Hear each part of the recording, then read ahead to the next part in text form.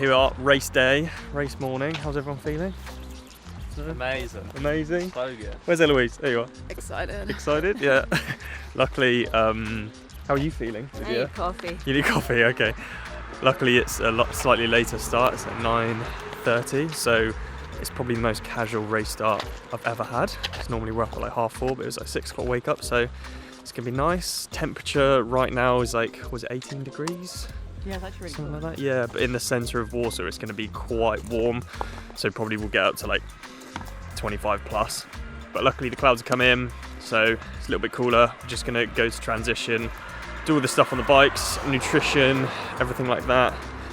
And Lydia is in charge of filming today. As so always. Do a good job, basically. You know. One job, girl. Yeah. And hope you enjoy the video.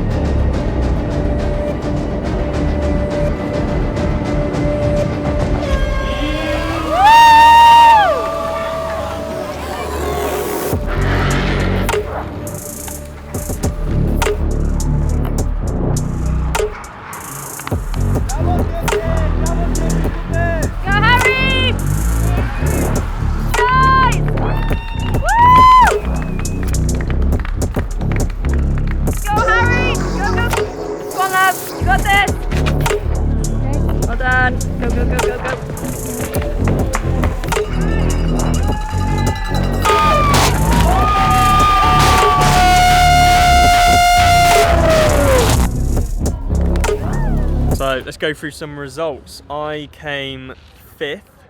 What did you? I came 12th 12th overall. overall, second age grouper, Yeah, and hopefully Nice. qualified for Worlds. world age groupers. Well, yeah. What a legend! And then we're going to the award ceremony now, picking up bike stuff. Eloise? Hey. Came third, really good. Yeah. Gonna go to Worlds, I reckon, maybe? Well, you might as well take it, right? Yeah. So, You yeah, qualified, hopefully. haven't Yeah. Yeah. So hopefully we'll see. Legend. So yeah, all round some pretty decent results. So yeah, really happy with that. Gonna go on the scoots to pick up the bikes. I probably have too many drinks tonight, and then Build our bikes. build the bikes while we're absolutely hanging. But it's all good fun. So there you have it, 5th.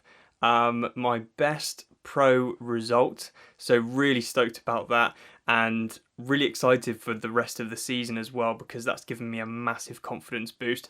And so you've seen the race, and I just thought I'd go through now, similar to in the Mallorca race day video, a bit more of an in-depth analysis as to what I thought about the race, because there's some pros, there's some cons, and there's some things to learn from, which is really exciting.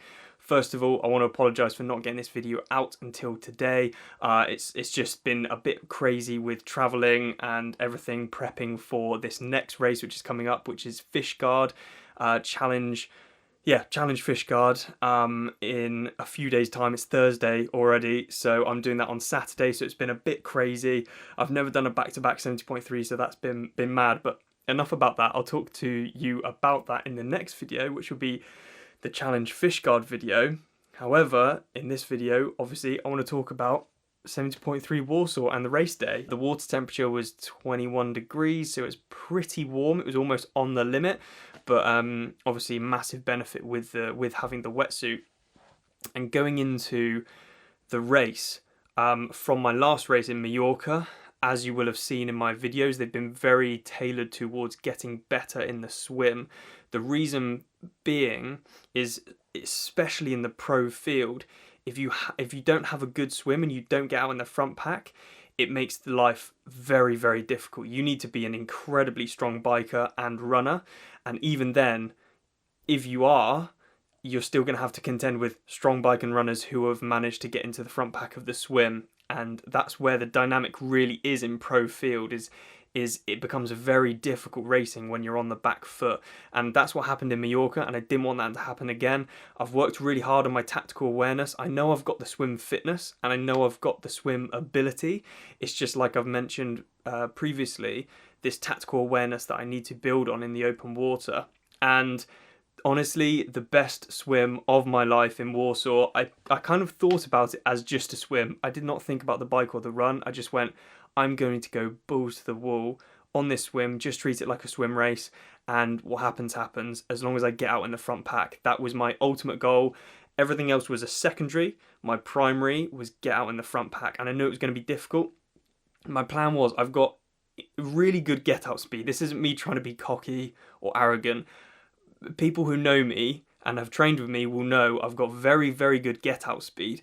However, if I tap into that too much, I then go into the red very soon, and that's what happened in Mallorca. I went too hard, blew up, and felt like rubbish. So my plan was to go sort of 80% to sort of 200-300 meters, get into a good pack, and then when the surge goes, when the first group really starts to split apart, I've got then the arms to get on there and to just surge and to secure my place in that front pack, basically. And it pretty much happened very much like I've just mentioned there. So you run in, and the lake is very shallow for a long time. It doesn't dip off very quickly. So you're running for about 50 to 60 meters in kind of knee depth water. There's guys diving in next to you, and I just knew that kind of start really suits me because I'm quite quick on my feet. I can get going, and I've got quite long legs, so I can get my legs over the water. So for the shorter guys, it was quite difficult, and I could see guys diving in, and I thought, no, too soon, it's too soon, it's too soon. And I was literally the guy at the front, just wading my way through this water. Guys were diving in, and I was like, no, it's too soon, it's too soon. Got around the first turn, boy, and I was still going, still like skipping through the water, jump in, and I was the first person then in the swim, and I thought, okay, now relax, get into your stroke, wait for people to come through and jump on. And that's exactly what I did. I jumped on, I secured my spot, and then had to work quite hard as the group kind of split apart a little bit. Around the turn, boys, made sure I was being quite aggressive, not overly aggressive, but you do have to be quite aggressive. Like, open water swimming is a bit of a contact sport, so you do have to get your elbows out a little bit, and that's what I did.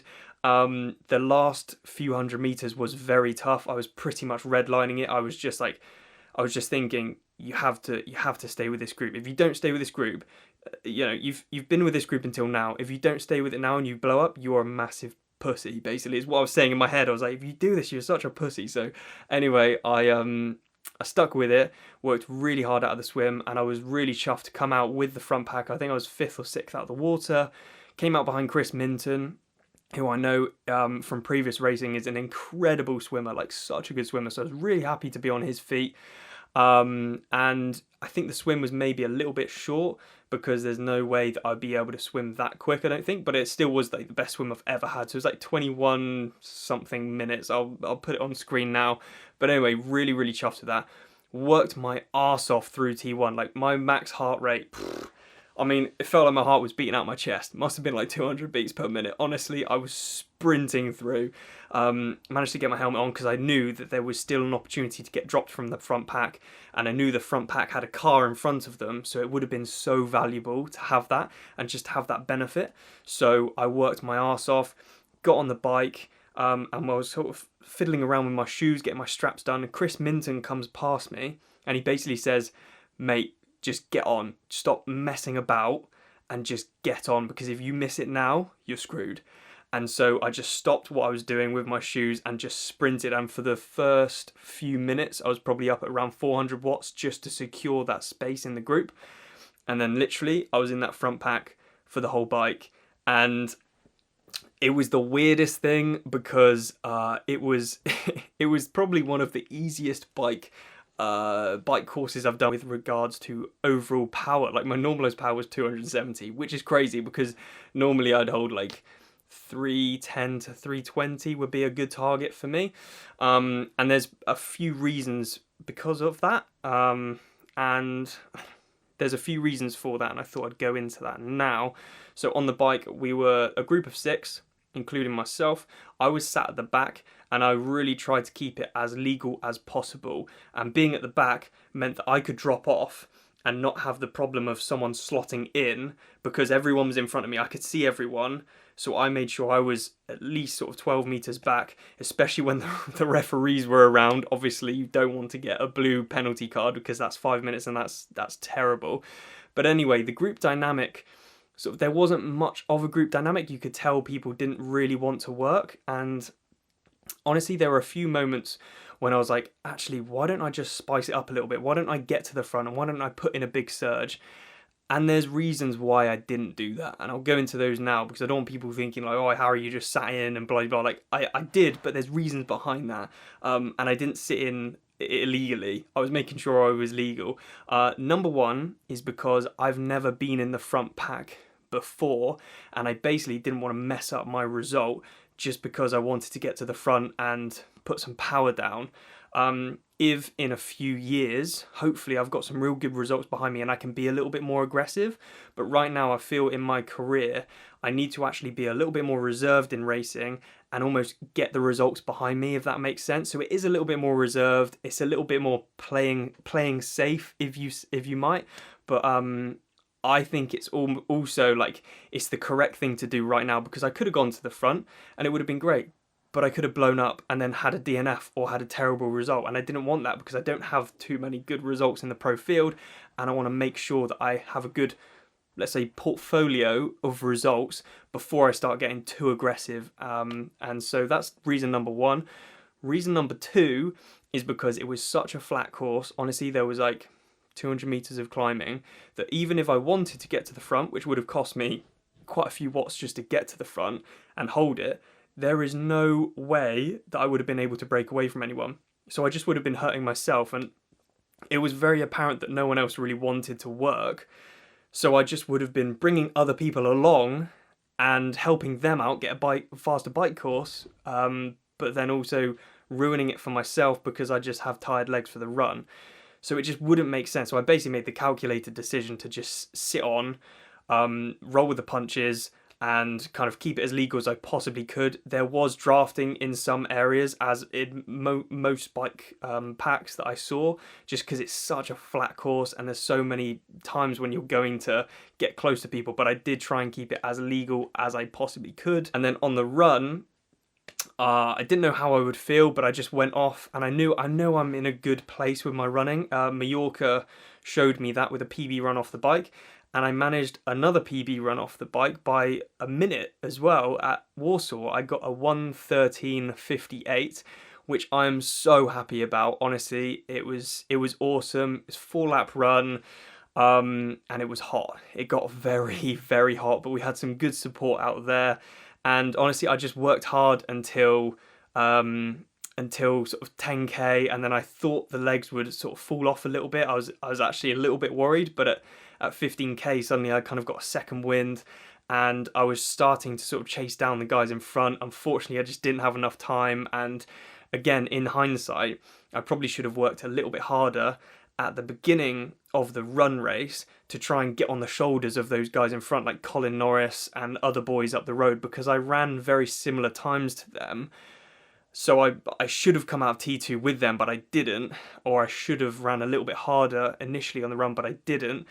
And all of that is, again, because it's a calculated decision for me. I haven't got that many good race results in the pro field, and I really need to secure a few results, get my presence in the sport, and then I can be a little bit more aggressive. And hopefully, you know, in a few races time, or in next season, you know, when I've got some good races behind me and some good results behind me, I can be a little bit more aggressive, because I can afford to go, actually, I'm going to race my arse off. I'm going to run so hard in the first 5k, try and break people, then settle in. And if it works, it works, because it'll be awesome. If it doesn't, it doesn't. But right now, I cannot afford to have that if it doesn't work, because I need to get those results, if that makes sense. But anyway, I really worked hard in the last few k and felt awesome. And so finished with a 3:41, I believe. So the fastest 70.3 result I've had, and a 5th overall. So picking up a little bit of prize money, $500. So it pays for the trip a little bit, which is nice. And hopefully a little bit more of that the rest of this season and on with the rest of my career. But yeah, really happy with the result, as you can tell. And such a cool event. and I'm backing up that race with Challenge Fishguard, which is actually in a few days' time, and I've no idea how I'm going to feel. 6 days in between two 70.3s might be quite difficult. The legs are a little bit sore still, but fingers crossed I can back it up. And I've got James coming with me to do a race day video, so it should be really, really good, high quality. But anyway, I hope you guys have enjoyed that video. Gives you guys a little bit of a rundown of what the race was like and what I experienced from my point of view. And I will see you guys in the next video.